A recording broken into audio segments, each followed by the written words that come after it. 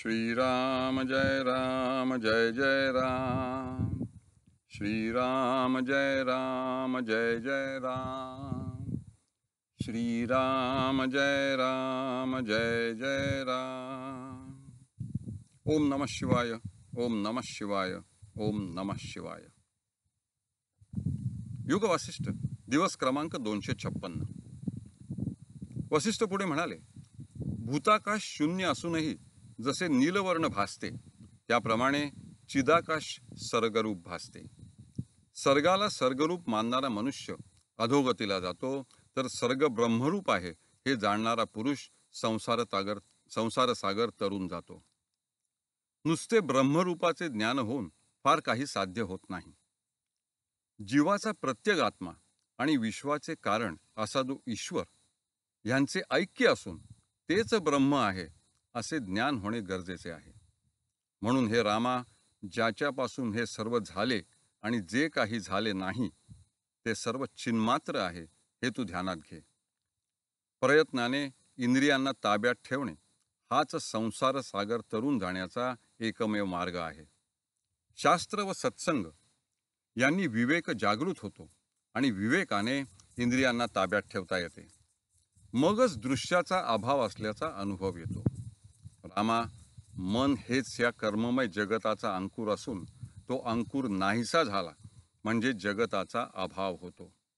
यासाठी मनाची आतल्या चिकित्सा करणे आवश्यक आहे। शरीराला होणारी सुखदुःखे मनामुळेच जाणवत असतात आणि ती मनामुळेच उत्पन्न होत असतात। मनाचाच अभाव झाल्यावर मग देह तरी कोठचा आणि दृश्य तरी कोठचे। मन शांत करण्याला दृश्याचा अभाव आहे असे अभ्यासाने अनुभव करून घेणे हाच एक उपाय आहे। आणि सारे ब्रह्मरूप आहे अशा अनुभवानेच दृश्याचा अभाव आहे असा प्रत्यय येतो। मनोरोग अभ्यंतर असला आणि जग बाह्य असले तरी हा उपाय लागू पडतो, कारण कल्पनांच्या योगे मनाला मोह उत्पन्न होतो। मन मरते आणि पुन्हा उत्पन्न होते। चिंतनाने ते बद्ध होते आणि स्वशुद्धीने ते मुक्त होते। विषय वासनेने मूढ झालेल्या चित्ताला हे काल्पनिक जग प्रत्यक्ष दिसू लागते। म्हणजे मन हे धर्मी असल्याने त्याचा नाश होताच त्याच्या धर्माचा आपोआप नाश होतो। पण गुणधर्माच्या नाशाने मात्र धर्मी मन नष्ट होत नाही। सूर्यात जसे किरण किंवा तिळात जसे तेल असते त्याप्रमाणे मनामध्ये जग असते। इतकेच कशाला, तर जग हेच मन असून मन हेच जग आहे आणि त्यांचा अभेद आहे।